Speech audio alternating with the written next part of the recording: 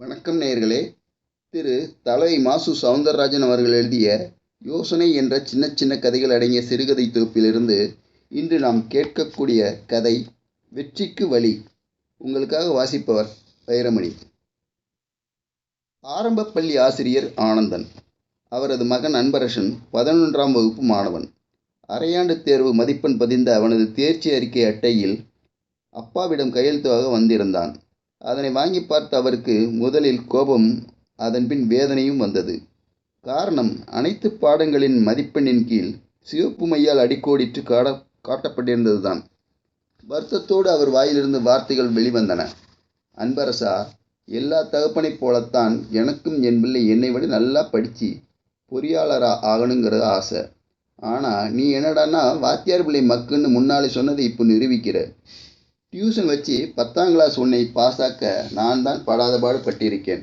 ஆனால் உனக்கு படிக்கணுங்கிற அக்கறை இல்லை. அப்பா, அக்கறைப்பட்டுத்தான் படித்து பார்க்கிறேன். ஆனாலும் எனக்கு படிப்பு வரலையேப்பா, நான் என்ன செய்ய? அழாத குறையாக சொன்னான் அன்பரசன்.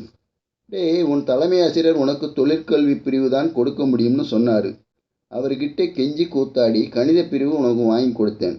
அதற்கு லாயக்கு இல்லாதவன்னு நிரூபிச்சிட்டேடா. என்கிட்ட படித்த எத்தனையோ மாணவர்கள் நல்ல நிலைமையாக இருக்காங்கடா. அந்த மாதிரி மாணவர்களை நீயும் ஒருத்தன். உன்னை பொறியாளக்கணுங்கிறது என்னோட கனவை கலைச்சிடாதடா. தாய்மொழியான தமிழ் பாடத்திலே ஃபெயிலாக இருக்கேடா. நீ நல்லா படிக்கலைன்னா உன்னை விட அவமானப்பட போகிறது நான் தான்டா. எல்லா பாடத்துக்குமே டியூஷன் போகிற, ஆனால் எல்லா பாடத்துலையுமே ஃபெயிலாக இருக்கிறியே, ஏன்டா அப்படி? அப்பா, படிக்க நான் எவ்வளவோ முயற்சி செய்தும் என்னால் முடியலப்பா. படிக்கிற போது பாடம் மனப்பாடம் ஆகுது, ஆனால் பரீட்சை எழுதும்போது எல்லாம் மறந்துடுதேப்பா. நான் என்ன செய்வேனப்பா?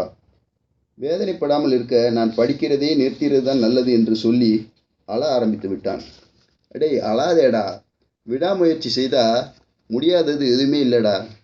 தொடக்கப்பள்ளியிலே படிப்பை நிறுத்திய ஜிடி நாயுடு எப்படி விஞ்ஞானி ஆனார் யோசி.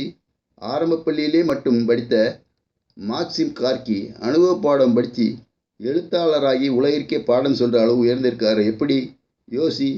படிப்பு வராதற்காக ஆசிரியரையே அடித்த தாமஸ் ஆல்வா எடிசன் தான் உலகிலேயே அதிகமான கண்டுபிடிப்புகள் கண்டுபிடிச்சிருக்கிறாரு. எதனால் யோசி.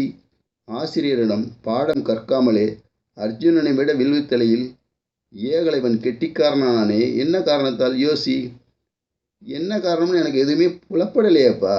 சொல்கிறேன் நண்பரசா. மனசில் உள்ள பயம் போயிட்டாலே மனசில் தெளிவு வந்துடும்டா. தோல்விகளை தொடர்ந்து வந்தாலும் விடாமுயற்சி மட்டும் விடாமல் இருந்தால் வெற்றி நிச்சயம்டா. தோல்விக்கு காரணம் எதனாலே என்ற காரணத்தை மட்டும் கண்டுபிடிச்சிட்டா வெற்றியே நம்மை தேடி வரும்டா. உனக்குள்ளே கேள்விகள், உனக்குள்ளே விடை தேடு, வெற்றி வரும். என்னால் எதுவும் முடியும் என்ற நம்பிக்கை கொள், அது வெற்றியாக வெளிவரும். சாதனை எண்ணத்தை மனதில் வை, அது சோதனைகளை எல்லாம் சுக்கு நூறாக்கி விட்டு வெற்றிக்கனி பறிக்கும். பாடங்களை புரிந்து படித்தவர் யாராக இருந்தாலும் நிச்சயம் அவர் தேர்வில் வெற்றி பெற்றே தீர்வார். உன்னை நான் இன்னும் நம்புகிறேன் அன்பரசா என்று சொல்லி தேர்ச்சி அறிக்கை அட்டையில் அவர் கையெழுத்து போட்டார். அதை பார்த்த அன்பரசனின் மனதில் தானும் சாதிக்க வேண்டும் என்ற எண்ணம் விதையாக விழுந்தது. நிச்சயம் அது ஒரு நாள் விருட்சமாகியே தீரும். நன்றி. இந்த கதை பிடித்திருந்தால் உங்கள் நண்பர்களுடன் ஷேர் பண்ணுங்கள்.